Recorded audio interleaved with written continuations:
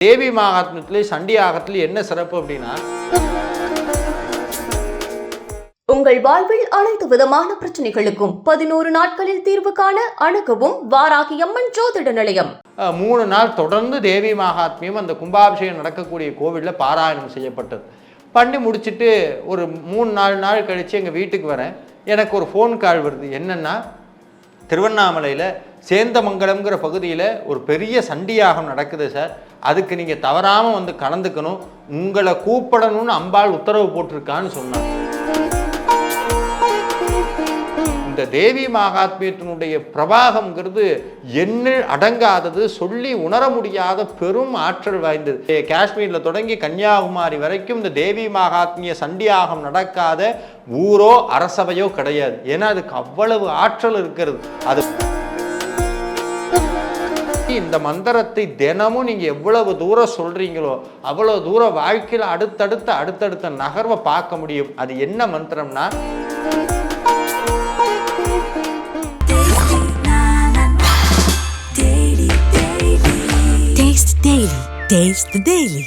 MP Developers launching MP Petals வரும் September 13, 14, 15 launching நடைபெறுகிறது. இப்போது குன்றத்தூரில் மெட்ரோ கிராண்ட் சிட்டி அருகில். கால் 8524806806.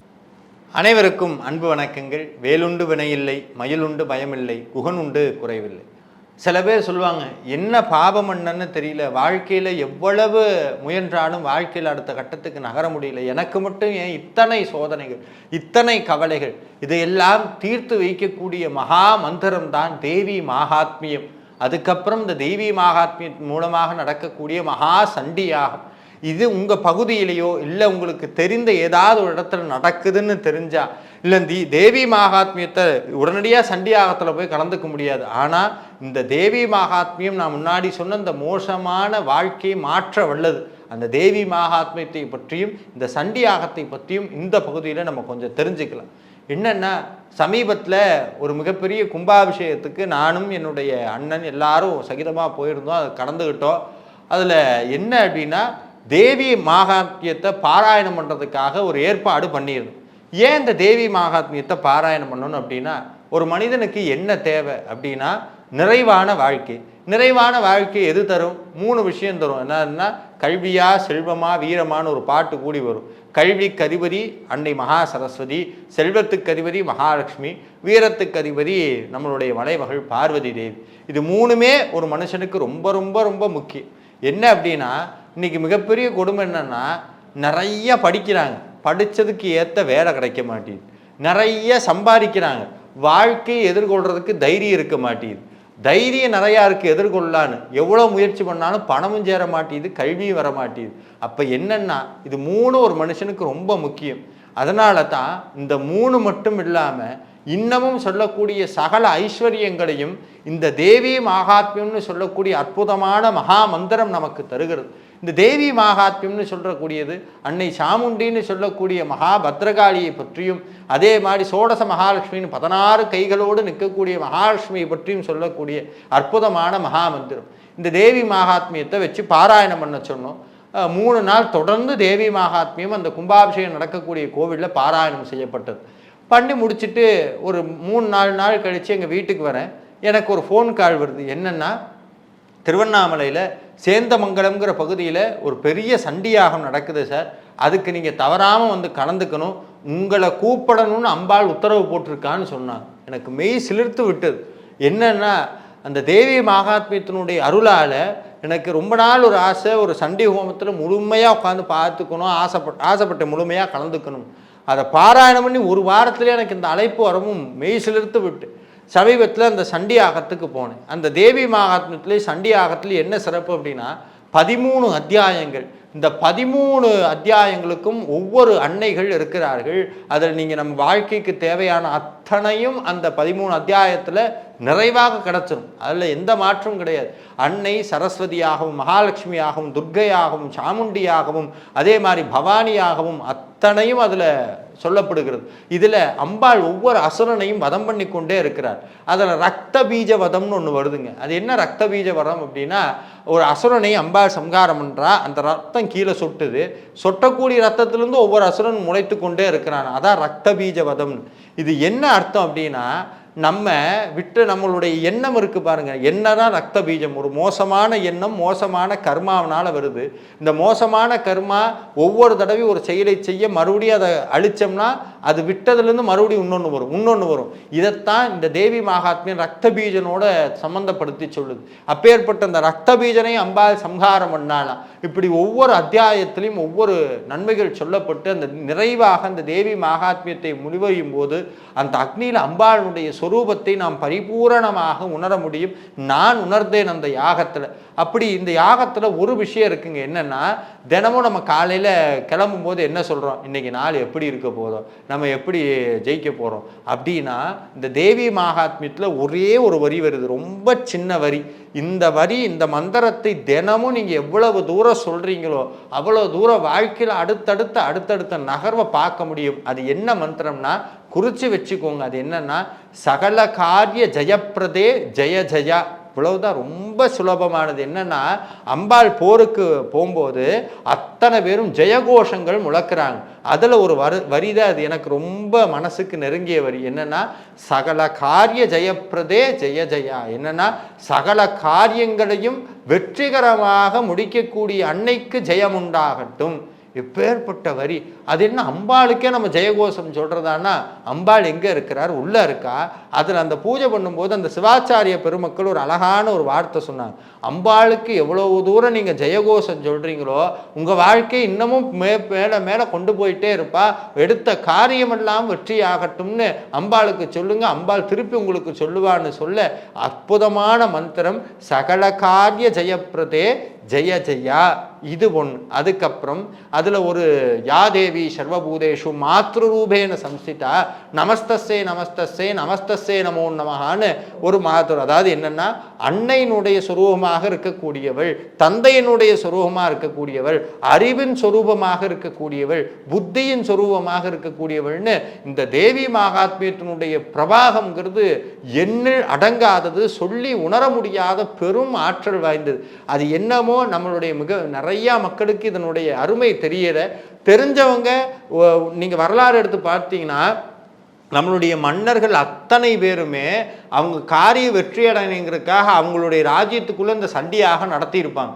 நம்மளுடைய பாரத தேசத்தில் ஹிமாச்சலில் தொடங்கி நம்மளுடைய காஷ்மீரில் தொடங்கி கன்னியாகுமரி வரைக்கும் இந்த தேவி மகாத்மிய சண்டியாகம் நடக்காத ஊரோ அரசவையோ கிடையாது. ஏன்னா அதுக்கு அவ்வளவு ஆற்றல் இருக்கிறது. அது பண்ணி முடிச்சோம்னா ராஜா எதுக்காக இந்த சண்டியாகம் பண்ணானோ அது அப்படியே நடந்துருங்கிறதுக்காக தான் அந்த சண்டியாகத்தை எல்லா ராஜாங்கத்திலையும் நடப்பாங்க. ஆனால் நம்ம நடத்திக்க முடியுமா? எளிமையான ஏழ்மையான நம்மளை போன்ற இருக்கக்கூடிய மக்களுக்கெல்லாம் இது நடக்க முடியுமான்னு கேட்டால் நடத்த முடியாது. ஆனால் எங்கே நடந்தாலும் போய் கலந்துக்க முடியும். அந்த அக்னி ஜுவாலை மேலே பட முகம் தேஜஸ் ஆகும். அந்த வேதம், அந்த தேவி மகாத்மியம் கேட்க உள்ளுக்குள்ள அன்னையினுடைய பிரவாகம் உணரப்படும். அப்போ வீட்டில் நம்ம எப்படி இந்த தேவி மகாத்மியம் பண்ணுறது, எப்படி கேட்குறது அப்படின்னா, இது நம்ம இன்னைக்கு யூடியூப் வந்துருச்சு, நிறையா வந்துருச்சு. ஒன்றும் பிரச்சனை இல்லை. வீட்டில் போய் அம்பாளுடைய படத்து முன்னாடி ஒரு விளக்கு ஏற்றி வச்சு, குத்து விளக்கு இருந்தால் ரொம்ப நல்லது. இல்லை காமாட்சி தீபம் தான் இருந்தாலும் சரி, எந்த தீபமாக இருந்தாலும் பசு நெய் வாங்கி அந்த தீபத்தை ஏற்றி முன்னாடி உட்கார்ந்துக்கலாம். ஒரு தீபம் ஏற்றலாம். ரொம்ப விசேஷம் 7 தீபம் ஏற்றி வைக்கலாம். இந்த 7 13 7 தீபம் இல்லைன்னா 13 தீபம், ஒவ்வொரு அத்தியாயத்துக்கும் ஒரு தீபம்ங்கிற கணக்கில் 13 தீபம் வீட்டில் ஏற்றி வச்சு அந்த தேவி மகாத்மியத்தை போட்டு விட்டுருங்க. அதை மனமுருகி கண்ணில் அப்படியே காதுக்குள்ளே கேட்க அர்த்தங்கள் புரியாது, உண்மையாலுமே அர்த்தம் புரியாது. ஆனால் அது அந்த சப்தம் என்ன செய்ய வேண்டுமோ அதை உங்கள் வீட்டிலும் உங்கள் உள்ளத்திலும் அந்த சப்தம் செய்யும். தேவி மகாத்மியம் செய்யும். அதுவும் நீங்கள் உள்ளுக்குள்ளே அம்பாளுடைய உங்களுக்கு எந்த அம்பாள் பிடிக்குதோ, அது சமயபுரம் மாரியாக இருந்தாலும் சரி, மதுரை மீனாட்சியாக இருந்தாலும் சரி, எந்த அம்பாள் உங்களுக்கு ரொம்ப பிடிக்குதோ அந்த அம்பாளை மனசார உள்ளுக்குள்ளே உருவப்படுத்தி அந்த தீபத்தை ஏற்றிட்டு அமைதியாக உட்காந்துக்குங்க. வேறு எதுவுமே செய்ய வேண்டாம் அந்த வழிபாட்டில். அதுதான் ரொம்ப சௌகரியம். எதுவுமே செய்ய வேண்டாம். அதை விட இன்னொரு சிரமம் என்னென்னா, உட்கார்ந்த உன்னதான் உங்களுக்கு 1008 நினப்பு வரும், 1008 தடங்கள் வரும், கொட்டாவி வரும், சோம்பல் வரும், வேண்டான்னு தோணும். ஆனால் அது எல்லாமே அசுரர்கள். இது அத்தனையுமே அசுரர்கள் தான். இறைவனிடம் போய் சேர்றதுக்கு தடுக்கக்கூடியது. ஆனால் உங்களுடைய வைராக்கியம், உள்ளுக்குள்ள இருக்கக்கூடிய அம்பாள் அதையெல்லாம் வதம் பண்ணி பரிபூரணமாக அந்த தேவி மகாத்மியத்தினுடைய மொத்த வார்த்தைகளும் உங்களுடைய மனசுக்குள்ள விழுகட்டும். உங்க வீடு முழுக்க அந்த தேவி மகாத்மியம் நிறையட்டும். முடிஞ்சதுக்கப்புறம் அம்பாளுக்கு ஆரத்தி எடுத்துட்டு இந்த மந்திரம் உங்கள் எல்லாத்துக்கும் ரொம்ப விசேஷமாக ஒரு மந்திரம் தெரியும். சர்வமங்கல மாங்கல்யே சிவே சர்வாத்த சாதகே சரண்யே திரியம்ப ஹே கௌரி நாராயணி நமோஸ்துதே.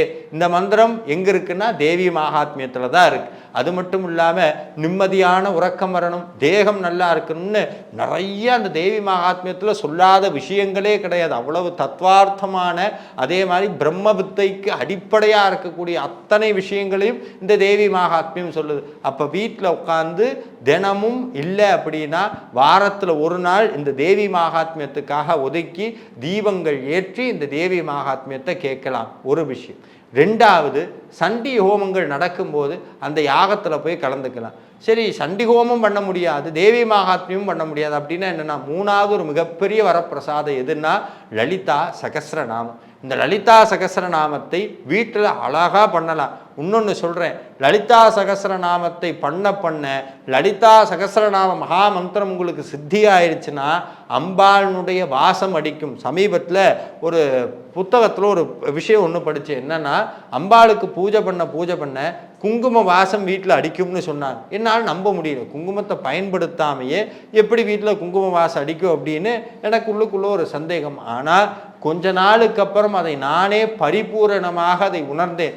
எந்த குங்குமமும் பயன்படுத்தாமல் அம்பாளுடைய லலிதா சகஸ்ரநாமத்தை மனப்பூர்வமாக சொல்லிக்கொண்டே இருந்தோம்னா அதில் என்ன அழகு அப்படின்னா, அந்த மந்திரம் தொடங்கும் போதே எப்படி தொடங்குதுன்னா, ஸ்ரீமாதா ஸ்ரீ மகாராக்னி ஸ்ரீமத் சிம்ஹாசனேஸ்வரின்னு தொடங்குது. அம்மானு தொடங்கக்கூடிய அற்புதமான மகாமந்திரம். இந்த மந்திரத்தில் ஒவ்வொன்றுக்கும் ஒவ்வொரு விசேஷம், மந்திரம் முழுக்க விசேஷம். இதை ஒவ்வொன்றா நீங்கள் இந்த மந்திரத்தை புத்தகம் வச்சு படித்து குங்கும அர்ச்சனை பண்ணலாம். இல்லை அப்படின்னா நீங்கள் யூடியூப்லோ உங்களோட வீட்லேயோ அந்த அந்த லலிதா மகா மந்திரத்தை, லலிதா சகஸ்ரநாம மந்திரத்தை ஓட விட்டு கேட்டு நீங்கள் அர்ச்சனை பண்ணலாம். ஆனால் முடிந்த அளவுக்கு வாசித்து பழகிக்கங்க. ஏன்னா ரொம்ப கஷ்டமெல்லாம் கிடையாது, ரொம்ப சுலபம்தான். வாசிக்க அந்த பயிற்சி வந்துடும். ஒவ்வொரு தடவையும் நமகா சொல்லி அந்த குங்குமத்தை போட்டுகிட்டே வந்தோம்னா கொஞ்ச நாளுக்கு அப்புறம் இறைவியினுடைய நடமாட்டம் நம்ம வீட்டில் நம்மளுக்கு தெரியும். அதில் ஒரு வரி வருது, என்னென்னா, குரோத சம்ஸ்திதா நிர்லோபா லோபநாசினி நிசம்சயா சம்சயக்னினே நிர்பவா பவனாசினி அப்படின்னு ஒவ்வொரு வரியும் அவ்வளவு ஆழமான அர்த்தங்கள். அதில் வருது என்னென்னா, மிருத்யுதாரு குடாரிக்காயே நமஹா அப்படின்னு வருது. அதாவது மிருத்யுன்னு சொல்லக்கூடிய மந்திரத்தை துவம்சிக்கக்கூடியவள். அதே மாதிரி எஜமான பிரியாயே நமஹா, எஜமான சுரூபின்யேன்னு வருது. என்னென்னா, எனக்கு எஜமானியாக இருக்கக்கூடியவள்னு எத்தனையோ அழகான வரிகளோடு முழுக்கமும் மந்திரமயமாக இருக்கக்கூடிய அற்புதமான லலிதா சகஸ்ரநாம மகாமந்திரம். முதல்ல தேவி மகாத்மியம், ரெண்டாவது சண்டியாகம், மூணாவது லலிதா சகஸ்ரநாமம். ஒரு சின்ன உதாரணம் சொல்கிறேன். லலிதா சகஸ்ரநாமத்தை பூஜை பண்ண நான் சொன்னேன் குங்கும வாசம் அடிக்கும்னு. இதை விட ஒரு அற்புதம், குங்கும வாசம் மட்டும் இல்லை, குங்குமானந்த சுவாமிகள்னு ஒருத்தர் இருந்தார். அவர் என்னன்னா, நெத்தியில் இப்படி விபூதி வச்சு இப்படி தேய்ச்சி இப்படிங்கிட்டு வர்றதுக்குள்ளே விபூதி குங்குமமாக மாறி கொட்டும். அவர் சமீபத்தில் இருந்த மகான். இப்படி தான் இந்த லலிதா சகஸ்ரநாமத்தினுடைய ஆற்றலை தெரிவிக்கக்கூடியது. நீங்கள் ராமேஸ்வரம் போனீங்கன்னா நிறைய பேர் கோயிலுக்கு போனால் சுற்றி என்ன தீர்த்தம் இருக்குன்னு பார்த்து அப்படியே வந்துடும். ராமேஸ்வரத்துக்கு பின்னாடி பார்த்தீங்கன்னா கல் உப்புனால செஞ்ச சிவலிங்கம் இருக்குது. என்ன சார் கல் உப்புனால சிவலிங்கம் இருக்குமான்னு கேட்டால், பாஸ்கராய சுவாமிகள் ராமேஸ்வரம் வரார். ராமேஸ்வரம் வந்தப்போ இவர் எல்லாரும் கிண்டல் பண்ணி சோதிக்கிறாங்க. உடனே பாஸ்கராய சுவாமிகள் சொல்கிறார், விடுங்கப்பா நான் போய் சாமி தரிசனம் பண்ணோம் அப்படின்னு. இல்லை அதெல்லாம் முடியாதுன்னு எல்லாம் பிரச்சனை பண்ணவும் பாஸ்கராய சுவாமிகள் சொல்கிறார், கொஞ்சம் கல்லுப்பு எடுத்துகிட்டு வான்னு சொல்கிறார். இவங்க கல்லுப்பு எடுத்துகிட்டு வராங்க. ஒரு லிங்கம் ஒன்று பிடிச்சி வைக்கிறார். இந்த லிங்கத்தை தண்ணி ஊற்றி கரைச்சிக்கிட்டு இருங்க, அதுக்குள்ளே நான் போய் சுவாமி தரிசனம் பண்ணிட்டு வரேன், பர்வதவர்தனியும் ராமநாத சுவாமியும் பார்த்துட்டு வரேன்னு சொல்லவும், கல்லுப்பை கரைக்கிறதுன்னு பெரிய விஷயமா, எல்லாம் குடமாக தண்ணியை கொண்டு வந்து கூட்டுறாங்க. ஆனால் கல்லுப்பில் பண்ண லிங்கம் ஒரு இன்ச்சு கூடி கரையில். அப்போ தான் இவங்க உணர்ந்துக்கிட்டாங்க, எவ்வளோ பெரிய மகானுகிட்ட நம்ம பிரச்சனை பண்ணியிருக்கோமேன்னு சொல்லி பாஸ்கராய சுவாமிகள் அந்த ராமேஸ்வர சன்னதியெல்லாம் பார்த்துட்டு கிட்ட வந்து, என்னப்பா கரைச்சிட்டிங்களான்னு கேட்க, சாமியங்களை மன்னிச்சிருங்கன்னு சொல்கிறார். அப்படி அந்த பாஸ்கராய சுவாமிகள் செஞ்ச சிவலிங்கம் இன்னைக்கும் ராமேஸ்வரம் போனால் பார்க்க முடியும். சரி, நான் ஏன் இந்த பாஸ்கராய சுவாமிகளை பற்றி பேசினேன் அப்படின்னா, அவர்தான் லலிதா சகஸ்ரநாமத்துக்கு விளக்க உரை எழுதினார். பாஷ்யம் அவர்தான் எழுதினார். அது எப்படி எழுதினார்? அம்பாள் சொல்ல சொல்ல சொல்ல சொல்ல அவர் உட்கார்ந்து எழுதினார். இது எப்படி சார் அம்பாள் சொல்ல சொல்ல இவர் எழுதினார்னு எப்படி சார் நம்புறதுன்னா, நான் முன்னாடி சொன்னேன் குங்குமானந்த சுவாமிகள்னு, அவர் இந்த பாஸ்கராய சுவாமிகள் இந்த விளக்க உரை எழுதுறதை பார்த்துட்டு இவங்க சொன்னாங்களா இவர் பொய் சொல்றாரு அப்படி இப்படின்லாம் அவர்கிட்ட பிரச்சனை பண்ணியிருக்காரு பாஸ்கராய சுவாமிகிட்ட. அப்போ குங்குமானந்தர் சொல்லியிருக்கிறார், இல்லை அவருக்கு அம்பாள் தான் சொல்கிறார், அவரோட விளையாடாதீங்க அப்படிங்கிறார். எப்படி அம்பாள் தான் சொல்கிறாங்க நாங்கள் ஏற்றுக்கிறதுன்னு அவர்கிட்ட கேள்வி கேளுங்கன்னு சொல்கிறார். இவங்க கேட்டிருக்கிறாங்க, லலிதா சகஸ்ரநாமத்தில் ஒரு வரி வருது, சதுஷ்டி கோடி யோகினி கனசேவிதாயி நமகான், அதாவது 60 கோடி யோகினிகள் சேவை செய்யக்கூடிய அன்னையே. உடனே அவங்க கேட்டிருக்கிறாங்க, இவங்க இந்த 60 கோடி பேரையும் பேர் சொல்லுங்கிறாங்க, அந்த யோகினோட பேரெல்லாம் சொல்லுங்க அப்படின்னு பாஸ்கராயர்கிட்ட கேட்டிருக்காங்க. ஒரு பேர் 2 பேர் சொல்கிறான், 60 கோடி யோகினிகளுடைய பேரை எப்படி சொல்கிறது? உடனே பாஸ்கராய சுவாமிகள் படன்னு சொன்னார். அப்போ குங்குமானந்த சுவாமி அவர் கையில் வச்சிருந்த தீர்த்தத்தை அந்த கேள்வி கேட்டவங்க மேலே தெளிக்கிறாங்க. பக்கத்தில் அம்பாள் நின்று பாஸ்கராய சுவாமிகளுக்கு சொல்லி கொண்டு இருக்கிறார். அப்படி இந்த மாதிரி எண்ணற்ற அற்புதங்களையும் எண்ணற்ற மகிமைகளையும் கொண்டது லலிதா சகஸ்ரநாமம், தேவி மகாத்மியம், அது மட்டும் இல்லாமல் சண்டி யாகம். இது 3ஐயும் செய்யுங்க சார். இது வடமொழியில் இருக்குது, எங்களால் சொல்ல முடியாது, என்ன பண்ணுறது? ஒரே ஒரு மந்திரம், ஓம் ஸ்ரீ மாத்ரே நமஹா போதும். இல்லை சார் அதுவும் முடியல அப்படின்னா சகலகாரிய ஜெயப்பிரதே ஜெய ஜெயா. சார் அதுவும் முடியல, ஓம் ஸ்ரீ லலிதாம்பிகாயி நமஹா. இதுவும் சொல்ல முடியலனா அபிராமி அந்தாதின்னு ஒன்று இருக்குது, அதில் ஒரு பாடல் சொன்னால் போதும். ஒரே ஒரு பாடல் சொன்னால் அம்பாள் உங்கள் வீட்டில் வந்து நடமாடுவாள். இந்த அற்புதமான பகுதியை கேட்ட அத்தனை நண்பர்களும் இதை வாழ்க்கையில் நடைமுறைப்படுத்தி நம் வாழ்க்கையில் நம் கர்மவினையால் ஏற்பட்ட சிக்கல்களை எல்லாம் நம்மளுடைய அன்னையினுடைய அருளால் நீங்கி வளமான வாழும் நலமான வாழும் எல்லாத்தையும் மீறி அன்னையினுடைய அருளையும் பெறும்படி அன்போடு கேட்டுக்கொள்கிறேன். நன்றி. உங்கள் வாழ்வில் அனைத்து விதமான பிரச்சனைகளுக்கும் 11 நாட்களில் தீர்வு காண அணுகவும் வாராகி அம்மன் ஜோதிட நிலையம்.